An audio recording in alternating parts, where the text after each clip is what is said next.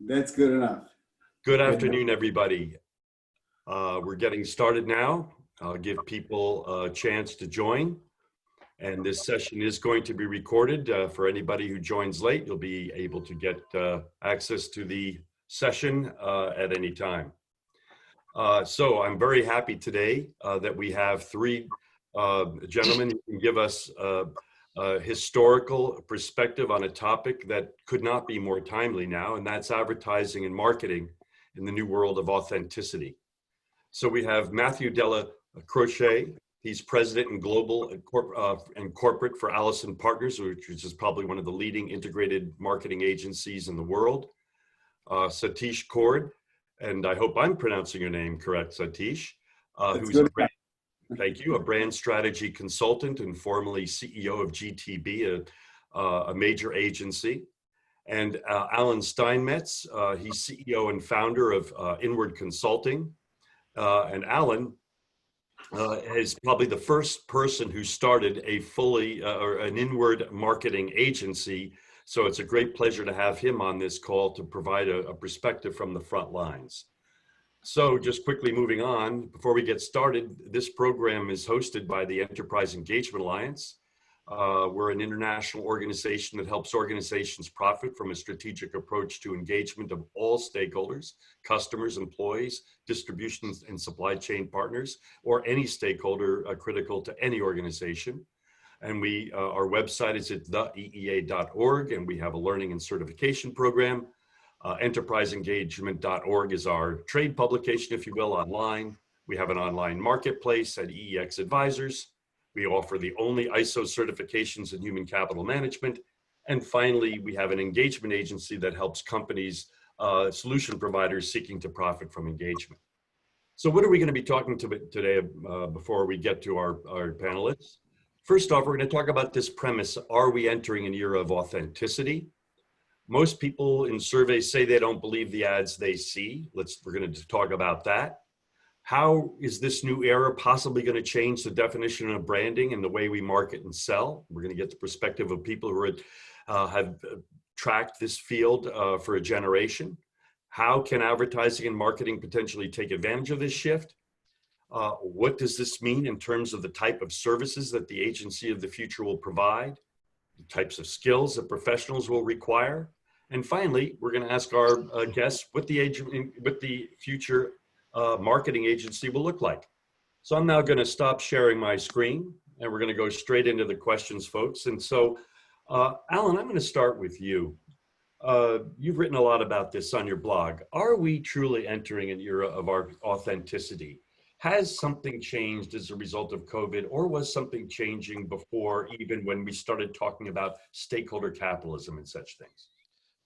Good question. I personally believe that there was a change taking place that occurred and started about 3 years ago.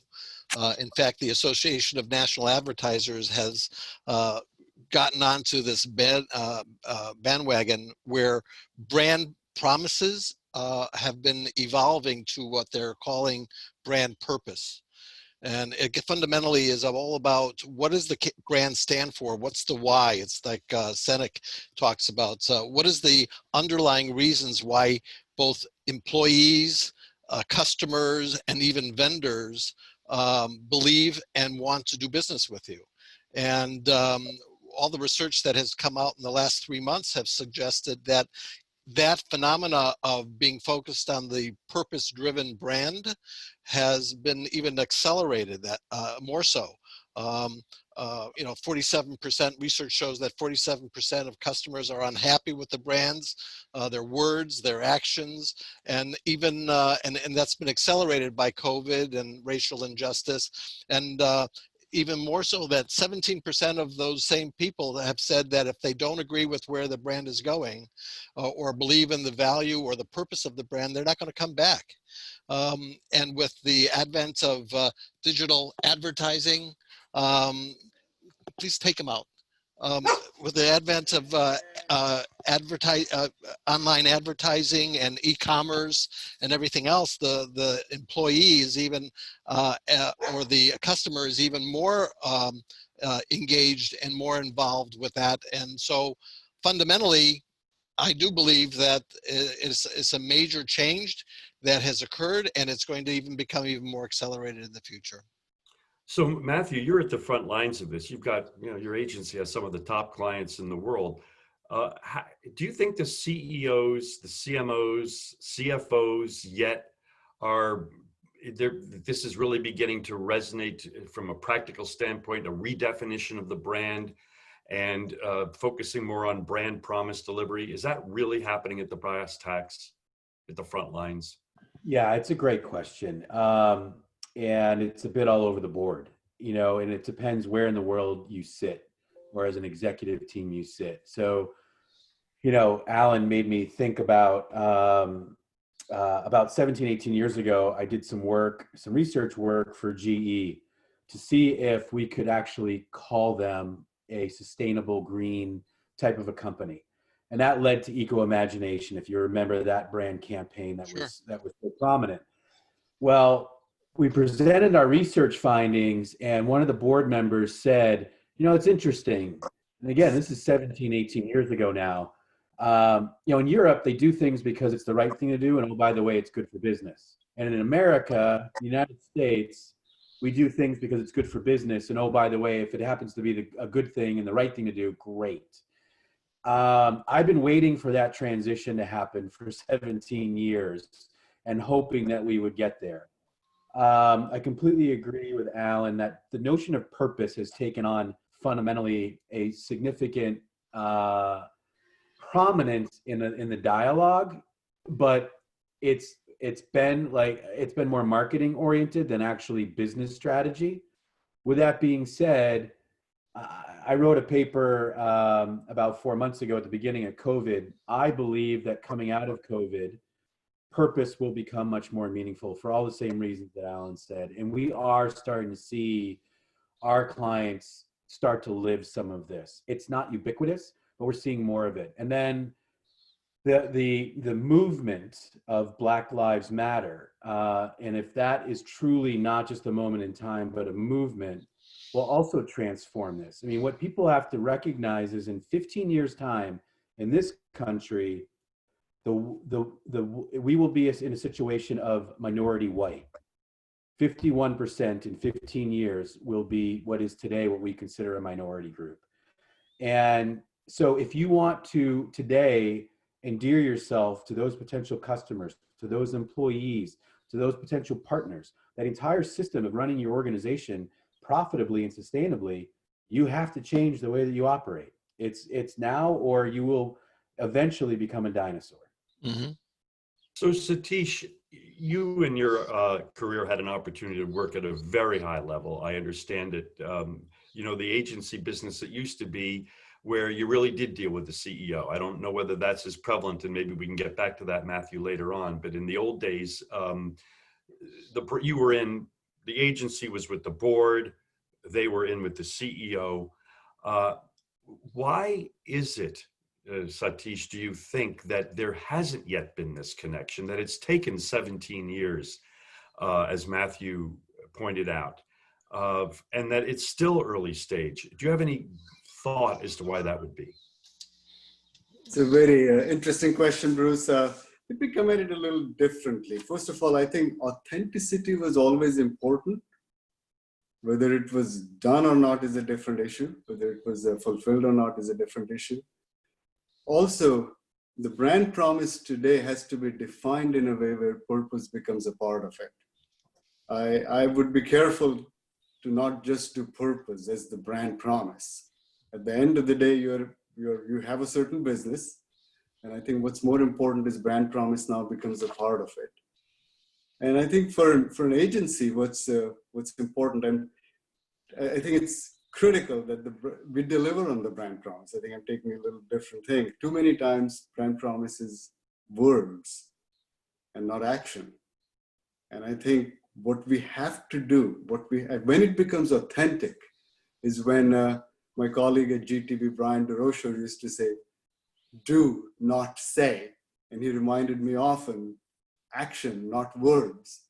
And too many times we all get trapped in the words and forget that you have to deliver. And with what's going on today, it's even more critical that we deliver. The social media, all that is very active. If you make a promise, you must deliver. It's better not to make a promise if you're not going to deliver than be found out later that you're not delivering on the promise. But it's very important that the brand promise be articulated in a way which reflects today's reality, but also reflects your product category and the business you're in. So, Matthew, from the standpoint of, at the field and profession of advertising, and I know you're really an integrated marketing agency and advertising is just part of what you folks do, but, I noticed on your website, you folks talk about storytelling, and I personally believe that that has always been the most powerful way to emotively connect with people, but stories have to be true. So my question is, whenever I give, in the old days when I used to give public presentations, I would always ask the audience, how many of you believe the advertising that you see? And then, of course, we are moved by advertising. We know that it works, some portion of it, but everyone will raise their hand and say, I don't believe it. And then if you ask surveys, you do any kind of surveys, people say they don't believe ads. Alan referred to a particular survey recently. So my question to you is, have we hurt the brand of marketing and advertising by not forcing our CEOs, our CMOs to keep the promise? Are too many marketing agencies or marketers willing enablers of, in a sense, falsehoods?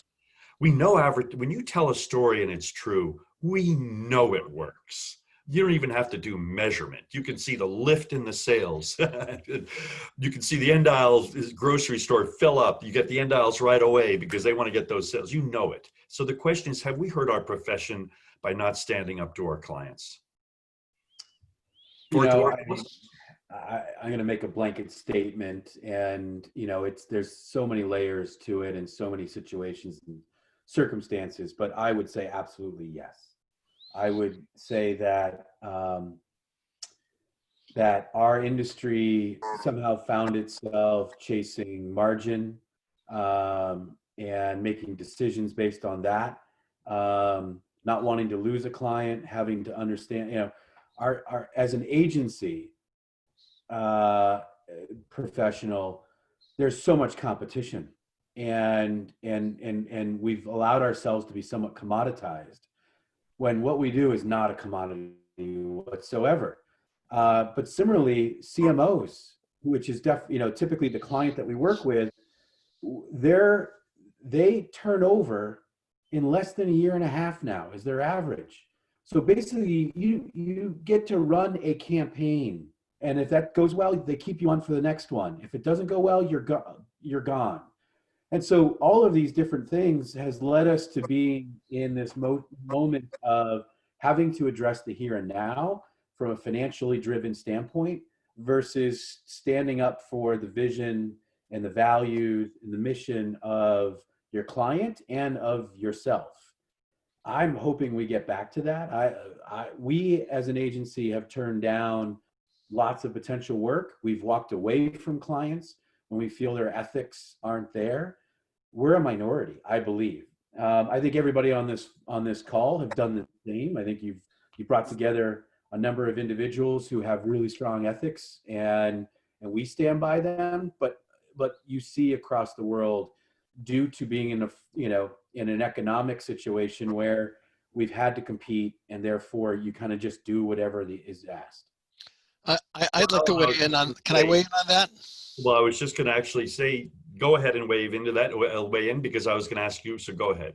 Okay. Well, another thing that I've found that has had a big impact is, and this is controversial, but procurement and cost cutting and fees have translated into a circumstance where they're looking for the lowest price entry from agencies and suppliers. And there's such competition right now that just about any millennial with a Mac computer and a studio sound system could go into become an advertising agency.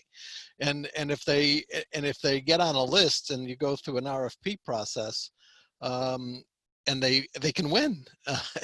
And it's not about the idea anymore. It's all about the creativity, the lights and sounds and motion. And it's not about a strategic perspective to change the values or change the behavior of a consumer so that they represent a new opportunity to embrace your product.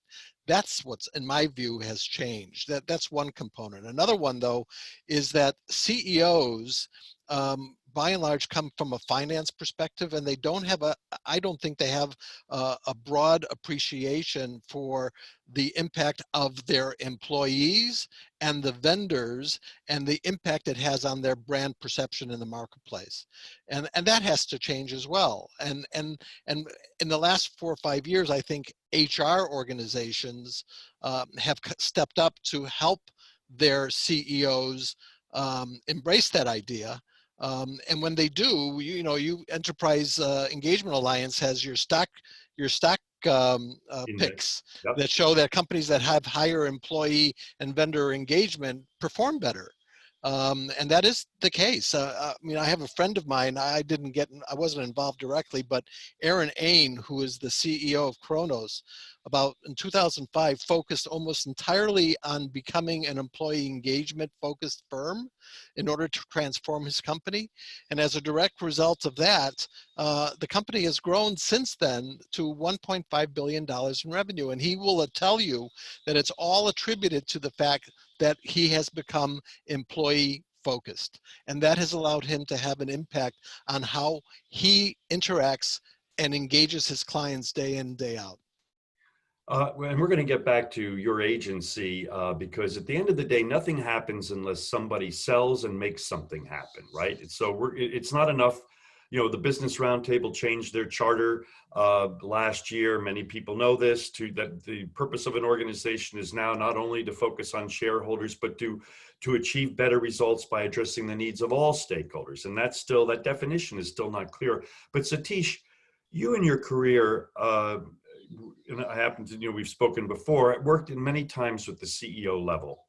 How many CEOs do you think would be able to, if I sat down with her, back when we're flying again, I get upgraded to first class and I sit down and she tells me that she says what I do and I say, well, we help companies maximize performance. And I ask her, well, gee, can you tell me your company's human capital ROI? Gee, can you tell me your human capital value add? Gee, can you tell me your revenue per employee? Can you tell me your revenue per customer? Can you tell me your profit per customer? How many CEOs do you think have key human capital scorecards at the ready? Well, that's a tough question, not my field of expertise, but I think many CEOs have a good understanding. Let me put it that way. I think that's because I've lived with quite a few CEOs and they're pretty smart. Now, is it scientific? Maybe not as scientific as you'd like, but let me go, I'm going to shift the gear a little bit because we're talking about agency, and what I find is for agency to influence the client, you have to earn their trust. And Matthew said it, we have commoditized ourselves, which of course then leads to Alan's point, we get priced down. But if you really want to be a part, agency has to be a partner and not a vendor to influence many of these decisions, because otherwise you're pushed into your zone, if you will, do your ad. Don't talk to me about business. Whereas if you're a partner, we can talk about some of these issues because advertising is not a kind of an independent little thing. It's a part of the business and a major part of the business, I'd like to believe. And earning trust is not easy because it started, and that's why I kind of told you about Leo Burnett and Y&R where I worked. It was ingrained in us, do what's right for the client.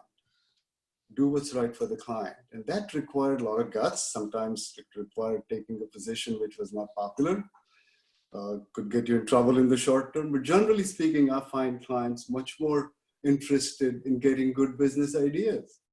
And if we give them good business ideas, whether it's about human capital or whatever you want, they will do it and they will follow you and you'll earn their trust because you're doing it for their interest rather than for your own interest.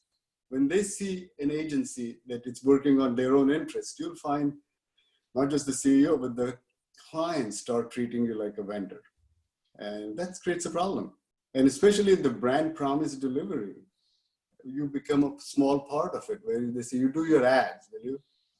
Don't tell me how you're going to deliver the promise. And I find we have to avoid that situation from happening.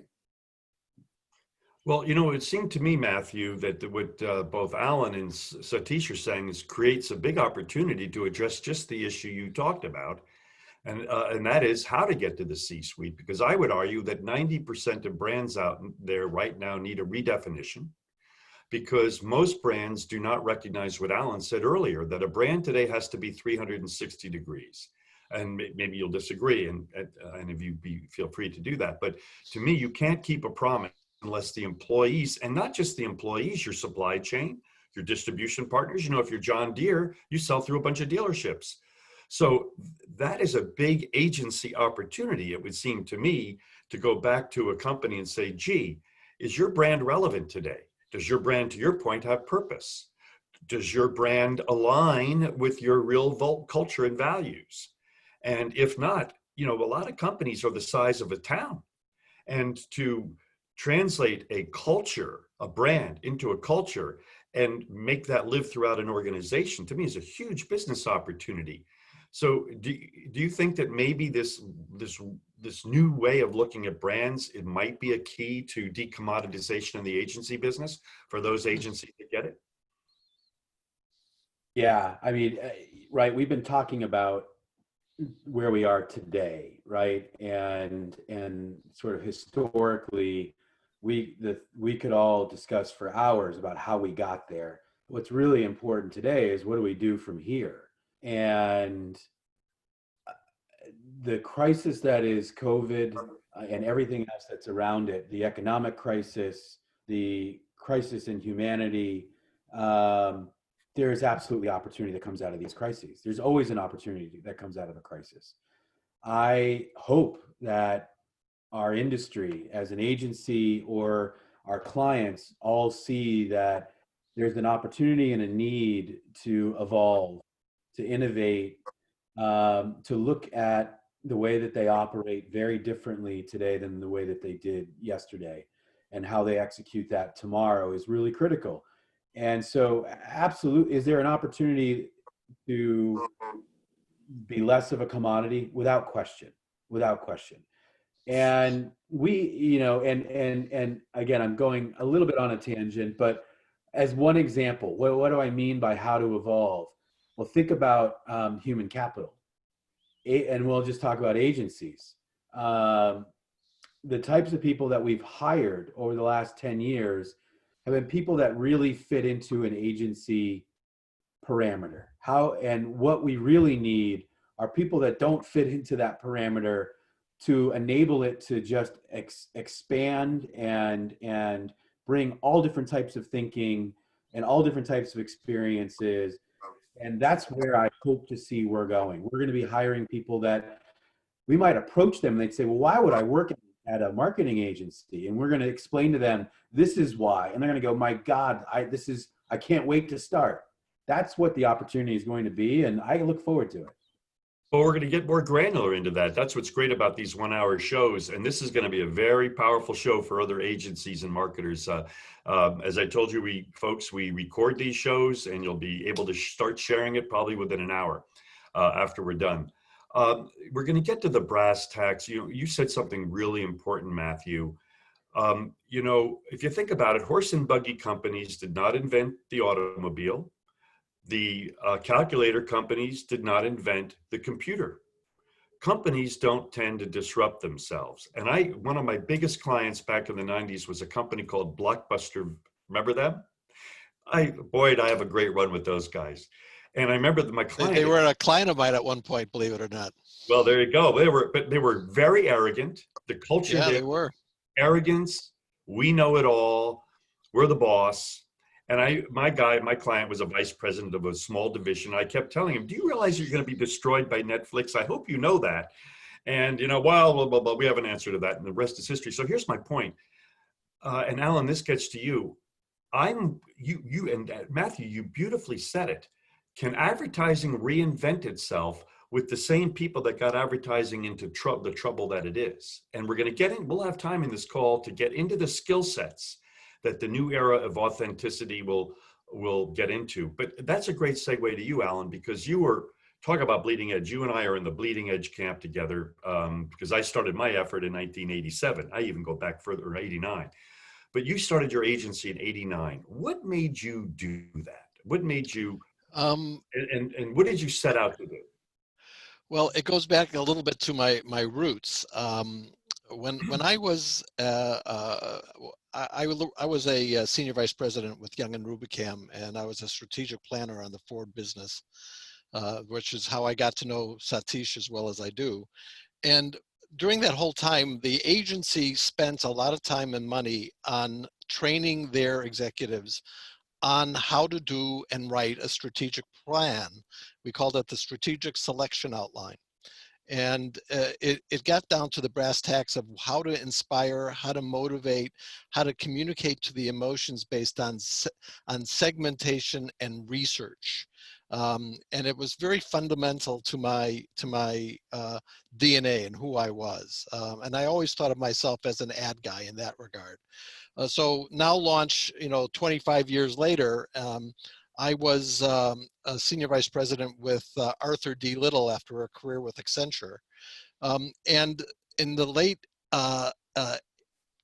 80s, early 90s, there was a phenomena called process redesign and re-engineering. And I moved to Boston, and in the process of moving here, I got to know the father of re-engineering. Our kids went to school together. It was Michael Hammer. And Michael really was the forebearer of re-engineering. He wrote a book called Re-Engineering the Corporation with Jim Champy. And during the course of having lunch at our dinner table one day, he said that 50% of the major re-engineering programs were failing. And the reason they were failing is that 80% had to do with the people were not buying or accepting the change.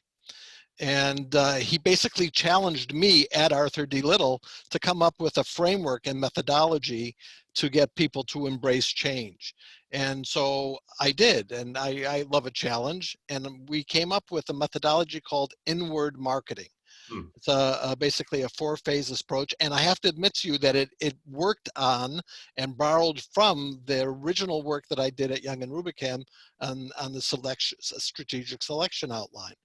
And so we started to deploy it, and lo and behold, it took off. And 2 years after that, this was in 1996. In 1998, for a variety of reasons, Arthur D. Little was going in a different direction, and I was starting to do more and more of that kind of work around strategic change, and getting people to be to communicate with their internal constituencies to embrace the change, that we launched a practice, and that was 20 years ago. We've now been in business 20 years.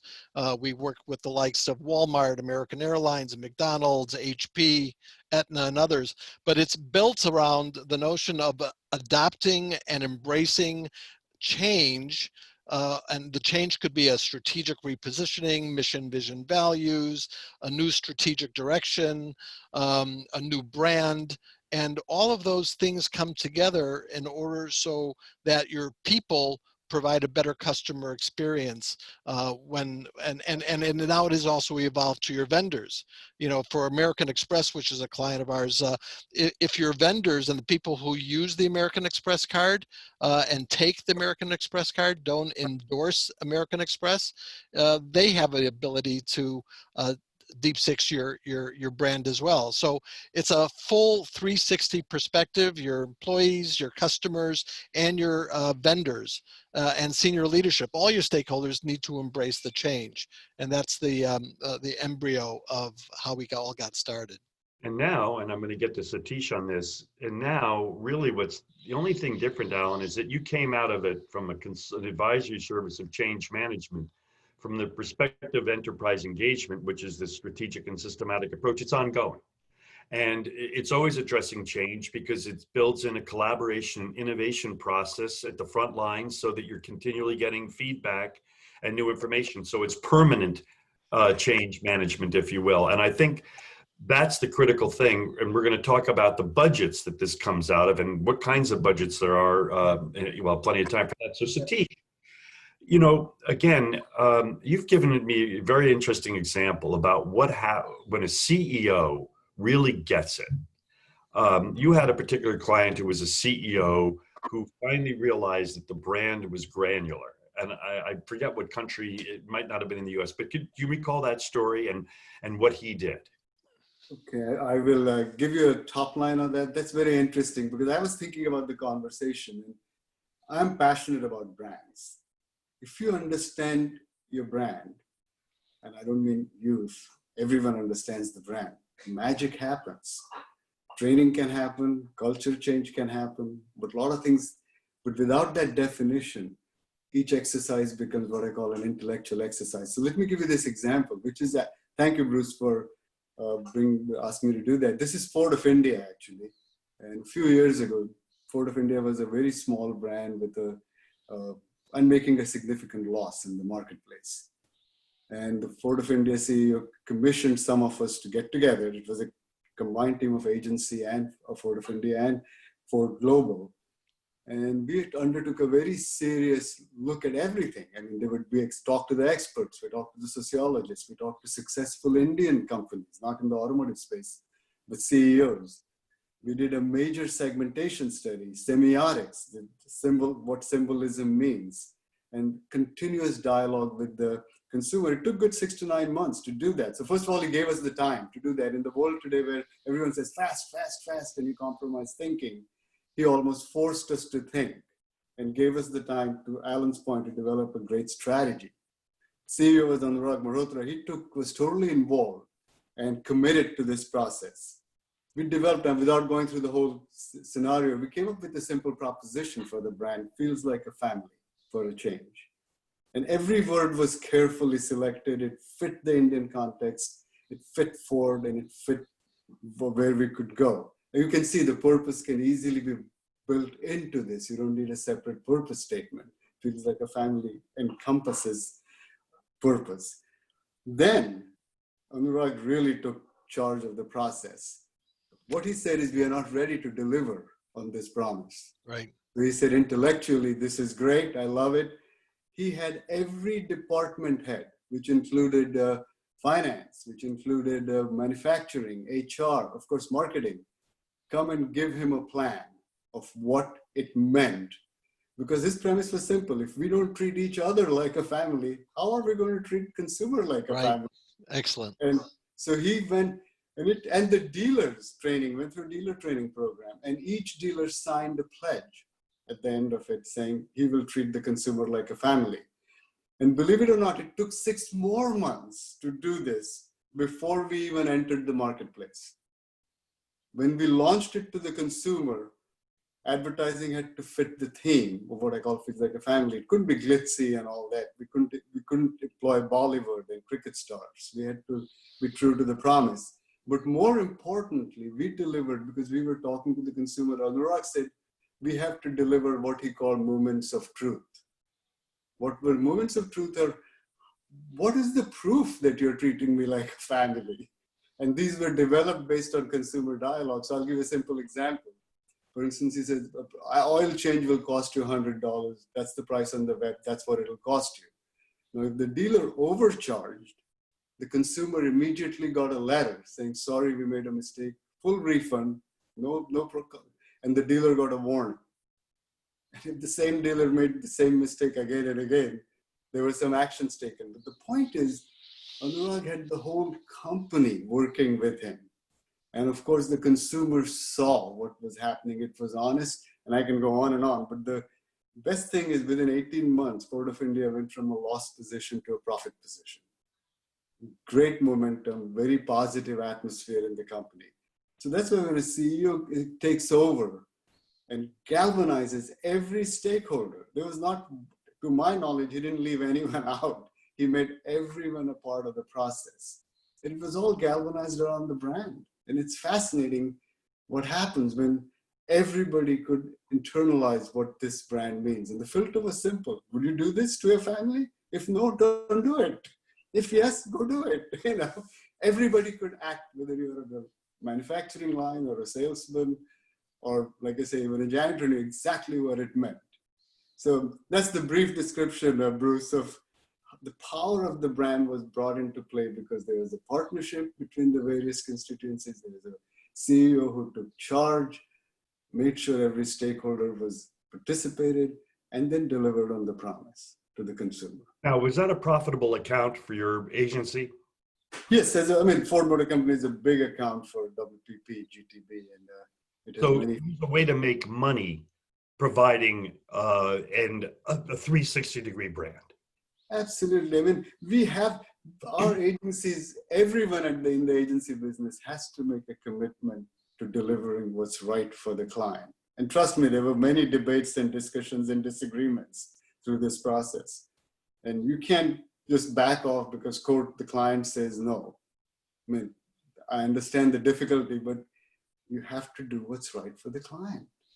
Satish, did the agency also be involved with the field work and the implementation on the internal perspective, or did they do that themselves, or they hired other vendors to do that, or was it part of the whole agency service offering? After the strategy was, first the strategy development process, agency was very actively involved. Then agency became a part of the internal governance committee. So they were operating committee governance, and agency was always a part of it. To the best of my knowledge, I think agency is still a part of it because that's the kind of a core group who really was involved in the whole thing. Each one was involved in everything, not just let me do my part. Yeah, executionally, then agency executed the communications, but no, agency was involved through the whole thinking. Yeah, that illustrates a point that we try to focus on a lot, is that it can't be one individual that drives this change or the brand implementation. It needs to be a committee of collaborators, a C-suite, a task force that is a standing group of people who have an ongoing roles and responsibilities and accountabilities to make that happen. And without it, it just becomes another tactic that gets done and then thrown away, and they go on to the next one. Well, this gets to the issue, back to Matthew's point about getting to the C-suite and the CEO. Once you start talking about brand promise delivery, that is above the pay grade of even a CMO. In fact, I would question how many CMOs are yet trained in the importance of brand promise delivery, because so many of them, I listen to the radio every day, half the ads are lies. You know that they're not true. There's so many examples of that. So, Matthew, when you think about getting to the C-suite, how do you think an agency can get to the CEO to create a sense of urgency and to also inform them that they're clear metrics? Getting back to what does Satish say? They went from bottom of the heap to top of the heap in 18 months. That's what the CEO wants. So I would argue that the opportunity right now is to get to the CEO and say, hey, 60 to 70% of your annual revenues are spent on people, sales, and marketing. What's your ROI? What's your performance? How are you doing? And isn't that an opportunity? And also look at all the money, Matthew, that is wasted on all of these different marketing programs, incentives, loyalty, recognition, all these ad hoc things that companies throw at people. Isn't there an opportunity for an agency like yours or others to get to the C-suite with a sense of urgency? Folks, we can't afford anymore to be complacent about the 75% of our sunk costs and people when we can turn that into a profit center through effective 360-degree brand management and engagement. Yeah, no, clearly. And I think a lot of agencies are doing this. I know at Allison and Partners, when COVID happened, the first thing that went through our heads was the obvious. After we got everyone to be safe and set up to work from home and knew that our employees were in a good place, the next thing was, how do we stay close to our clients? How do we bring even more value? Because this is unprecedented, right? And every CEO has problems to solve and they need answers. And we knew that we could come with some elements of answers. And so we brought together our senior teams and worked just 24 hours a day almost to bring together the ideation with a senior seasoned team to be able to go to our clients and bring them ideas. But that's one way. Another way that we're doing a lot more being powerful now is the notion of ESG, and measuring, and the investment community saying you need to pay attention to environment, society, and governance, and it's only growing. That is also another way in, and that way in is from even higher. That's from the board. The number one most talked about topic amongst the board level at Davos was ESG, and so ESG is another opportunity to bring a point of view around on how you can counsel the C-suite to evolve and change during this time. And so there's more than one way to get there. Clearly, we've got to be able to show that not only do we have ideas, but those ideas are going to work, and that what you're talking to them about is also risk mitigation. They're really concerned about risk mitigation, and they are. if you have a process that can enable that, then they're going to listen. Now, the interesting thing, Satish, is as I heard your story, God, I was brought back to my younger days at Ogilvy when we were given 18 months to do great things. I don't know that I think you had a unique, I would argue, an incredibly insightful client. I don't think every client's going to be that way. Startups, they changed their business model 6 times in 18 months. And we could fight against that, or, is there some way to do elements of what you talked about, but on some kind of an enterprise agile execution that might reduce some of the time that it takes? I would argue that it does take 18 months to really do it right. But I just don't know if corporate world is going to accept that kind of time frame. Well, if I could, Bruce, I think I understand. I think today everything is fast, and fast is causing, I think they're paying for it, in my mind. Yeah, I agree. And I'm not saying we have to take 18 months, but the thinking has to be thorough. Thinking has to be complete. It could be on a separate track, whatever it is. I mean, the business was going on while this process was going on also. But today I've seen some people, digital fast, digital speed, and I'm saying, my God, that's costing the clients more because of incomplete thinking sometimes even wrong thinking in some cases. And so, Matthew, while I agree with you, I think it's up to us to develop a level of trust with the clients, which allows us to put it on a track tour or put it on whatever you call it.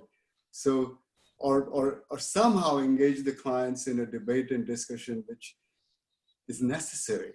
And I cringe sometimes when somebody says, we have to do it in 3 days. I said, well, it shows. When I don't say that, but sometimes it shows, because and 2 weeks later, you're doing it again for 3 days, and 2 months later again. And so, like I said, this course is set now for 5 years.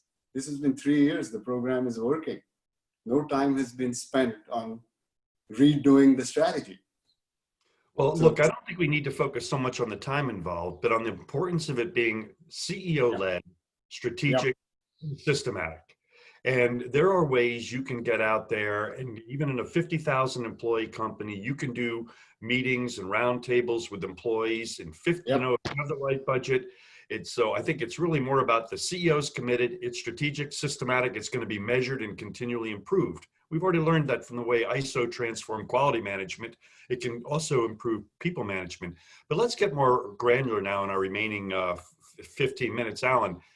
And this really touches on something, Alan, Matthew, that you said about, the people in advertising that come up through that, Matthew, they don't know what they don't know. They don't know about the human capital measures that every CEO, if they knew with their revenue, the implications of having a scorecard are critical. You want to get a CEO or CFO attention, give them a scorecard that they can equate to their EBITDA. And more so if they can equate to their forward-looking EBITDA. That's what they really want to see. So that's how you get to the C-suite, when I can show you a graph that shows, look, your human capital, and these are all public numbers, by the way. you get, I could calculate a company's human capital ROI in about 10 minutes, if that. So the bottom line is I think scorecards are really important. But beyond that then, Alan, um, a lot of your framework is out of the bailiwick of a typical ad agency. I used to sell ads for many years, and I have many good friends in agencies living here in Hastings-on-Hudson outside of the city.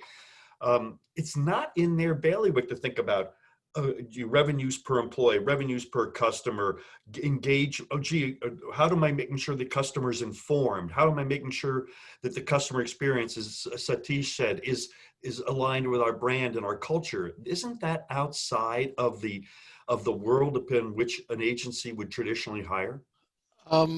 Potentially, I think that, you know, the new, one of the other key buzzwords that everyone talks about in the agency world, especially in digital, is analytics. These are all, what you're describing are analytics that can be created, identified, managed, and looked at. The information about those elements do exist, but nobody's using them in such a way to become more intelligent about how to leverage them for competitive advantage, in my view. But there is and agencies, in my view, if they're getting into the digital world and with the and they have that information, they should be able to come up with schema, metrics, measurements, dashboards, to be able to come up with those kinds of things as it relates to, you know, having your employees and your vendors understand what the strategy is. Number two, training and gamification and metrics and group participation. Three, the level and the frequency of internal communications and absorbing the information. And then four, how they are recognized and rewarded for the behaviors to provide that kind of an experience for the customer. And there are ways that when we develop it for clients, there are metrics on each one of those four phases that we track and we measure. We come up with a KPI index, and we can then tie that back into the overall performance of an initiative. And most of the times it works. When it doesn't, we can make revisions to, let's say, a social media component, or we can make a change to the training program, or and we're able to modify it. But getting down to the metrics and measurement, and being held accountable to those tactics and overall strategy are absolutely critical. So Matthew, Alan likes to joke when we've been on this long pilgrimage together, so we joke about some of these things. And I ask him, why don't agencies get it? It's such a, you know, agencies really are an important part of a company's, you know, strategy, you know, brain trust. And Alan, like, he makes a joke a little bit, well, you know what, it's just not as sexy as doing a photo shoot in Puerto Rico, you know, and I know he's being a little bit joking, but this gets back to what you were talking about, the new type of person that you're going to be hiring. What do you think of I went to your website, and again, you guys are a fully integrated agency, storytelling.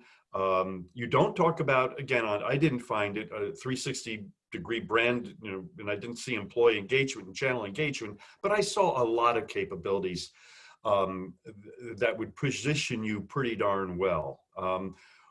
Do you think that the agency of the future is going to really be looking at a fully, you know, not just analytics on marketing, but, you know, the 360-degree brand?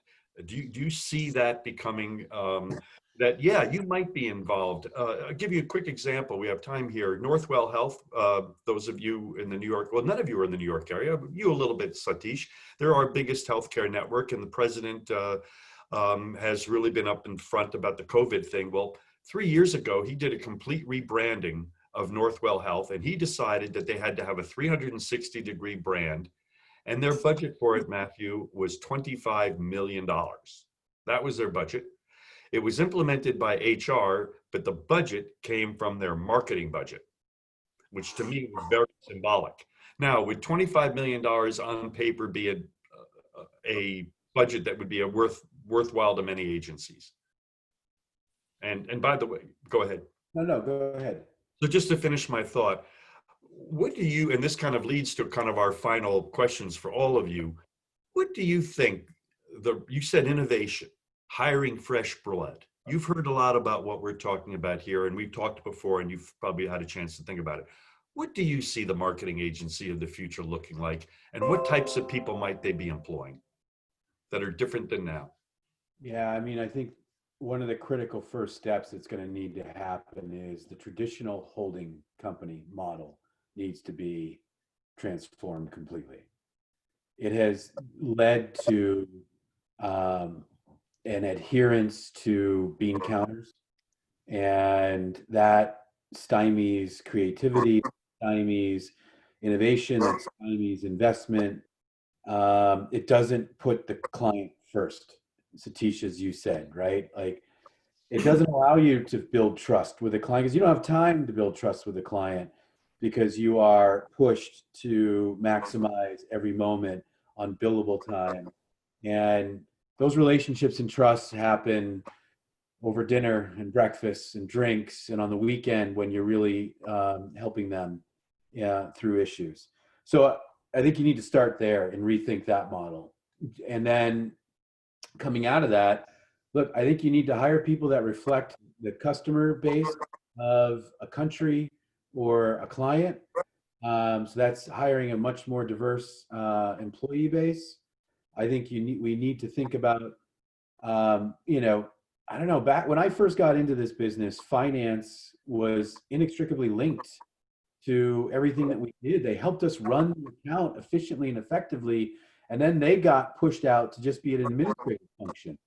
But if you run an account with people that really understand finance, then you free yourself up to do what you're great at. If that's planning, or that's creative, or that's strategic thinking, or digital, whatever it might be. So look, I think it's going to be a diverse type of backgrounds. I mean, I'm looking to hire behavioral psychologists. I was an investment banker first out of school, and that was the right side of my brain, and the left side of my brain wasn't being exercised. So I got into this world. I will tell you, it is incredibly helpful to have that right side of the brain. It's gotten me to where I am in my career because I can talk to a CEO about their business, not just to the CMO or to the head of communications about their tactical programs. So people that can think that way. I mean, we're going to hire more technology people than ever before. We may not, as an agency, build our own technology, but we're going to need to really be fluent in how we create alliances and partnerships with technology providers. You know, I think we'd all agree that AI and data and analytics are critically important. We need to have people that can really understand those, and on a client's behalf, help them implement those in a more strategic way. So those are just a few examples, but but it'll be people that can think differently. I mean, there's no reason why we shouldn't be hiring people with a biology background, because they just bring their own way of thinking. I mean, a couple of the most incredible people I've ever hired came from a theater background because they just brought that way of thinking and understanding how to motivate through great storytelling, and they were able to apply that to a client programmatic sort of world. So I don't know, I'll shut up now, but it's going to be a myriad of backgrounds, and I think that, to me, that's incredibly exciting, and I look forward to that because we need to continually learn. And I don't think, I mean, this panel is, we got three guys with gray hair. I look forward to this panel also including really sharp 20-year-olds who get it, and 30-year-olds and 40-year-olds and everywhere in between, because that is the customer base, and we've got to be able to be an agency that reflects the customer base and brings that credibility to the client. Well, one thing that I think COVID has brought out, though, is the benefit of experience. And I have 3 millennials, God bless them, and they're all incredibly successful, one after the other. I couldn't be prouder. But you know what? You know what they lack? Wisdom. They haven't seen 30 things fail. They haven't seen 30 things succeed. So in our ISO certifications, you have to have 10 years experience before we will even give you an ISO certification. So, right. And this gets to technology. the big opportunity that I see for agencies, and frankly for everybody in what we would call the engagement space, is the enormous rush to digitalization that's going to occur. I believe that the equivalent of cable TV is now happening in business. That every company now is developing a one-to-one platform. They have to now. They have to. The amount of CRM is still not even a mature business, customer relationship management. People say it's mature. It's not mature at all. I'd say maybe 20% of companies have it down. But guess what? This COVID is speeding that up. So Satish, it would seem to me that it would be if a company like Matthews was working with technology partners or working with the client's own technology and viewing that conduit to each employee as cable TV, right? And not just cable TV, but interactive, right? Because you can have gamification, like Alan said, communications, you can have video, and then you can track all the engagement. You can track that against the employee's retention. Isn't that the biggest opportunity potentially of all? The fact that you think digitalization will enable us to finally establish one-to-one relationships. And then Matthew, that's going to require people that know entertainment, that know strategy, that know storytelling, that know gamification, that know assessment and feedback, that know analytics. Because imagine you as an agency going to your client and say, I can connect, let's do a gap analysis. I can connect every one of your employees to our brand in a strategic and systematic way and measure the results over time. Satish, am I nuts? But is that really the great frontier of digitalization combined with humanity and strategy? Let me kind of pull back just for a second. I think there are lots of opportunities, put it that way. You just pointed them out. I think what agencies need to do, whether they're holding companies or individual, is to step back and apply some of the things we tell our clients. What is your brand? What is it you want to do? Because you can be something for everybody. When I sat in meetings where I said, well, we got consulting companies competing with us, digital companies competing with us, boutiques competing. And I think it's time for the agencies to really think, what is it you want to do?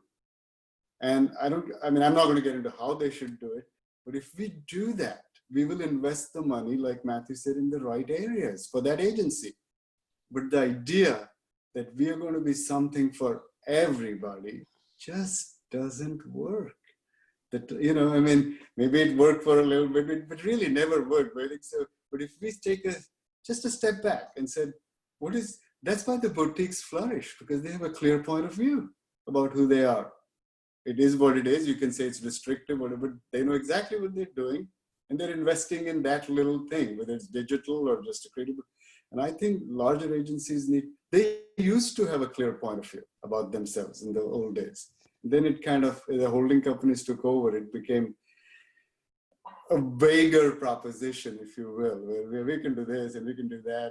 And unfortunately, if you look at different agency presentations, they all look alike, except one has Satish and one has Matthew. So the question is, do you like Matthew or Satish? I'm sorry. We all like Alan. Well, Alan, you're going to get the last word on this, Alan. Alan, what do you, as really, truly, and no one could argue, you've been an innovator. It's funny. Matthew worked at Ogilvy, Satish at Y&R. I was at McCann as well as Y&R. Every one of those agencies had a different point of view and a distinction in the marketplace, and those were great. I think that there is a point of view, a 360 perspective. If agencies can create an environment where they have expertise around entrepreneurialism, around technology, around creative leverage, around behavioral consumer behavior, around strategy and understanding what strategy can mean, around collaborating with the client side by side. If they have that as their values as an agency, and then apply those, like we used to say at Y&R, have a brand group of disciplines from different places. You have a technology component, a direct marketing component, a shopper marketing component, a retailing component, and apply that to a client's problems quickly. I think that there would be an added value and a point of view that clients would be willing to pay a premium for for an agency that has that perspective, frankly. And that would take it away from the commoditization and from the lowest price offering that agencies are forced to get into in the competitive RFP process. I could also talk about doing spec work, but I don't want to go there. And we are out of time. Yeah. So I would like to end on this thought, Matthew. For those of you who have gray hair out there, I think you can be reassured by one thing. The great innovators, Matthew, are generally not the young ones. The greatest innovators are people who straddle generations, people who grew up who know the new thing, but they've lived of the wisdom of the old. And I follow all the trades in advertising. I don't see the millennials waking up to this. I haven't seen any, there are like maybe 2 boutique agencies that really, besides yours, that may even begin to get this, and they're not forged by young people. So yes, we need the talent and all of the creativity and innovation of youth, but we need your experience to transform agencies and to transform marketing. And to leave you with this thought, I saw recently a job for Subway, I believe it was, and it had all the job requirements for a social media person, but nothing in there, Matthew, or any of you, about content, nothing. It was all analytics. It was all, knowing the mechanics of social media. No, tell that to the big TikTok stars right now. It has nothing to do with analytics. It has to do with knowing your customer, knowing what they want, creating a resonance, and that's research, talent, and I think it is a new type of agency person. So folks, thank you so much for joining us today. Again, this program will be available, recorded shortly. And Matthew, Satish, Alan, again, I think this is a recording that will be worthwhile to a lot of people in marketing and agencies. Have a great day and week, everybody. Thank you. Thank you for the time.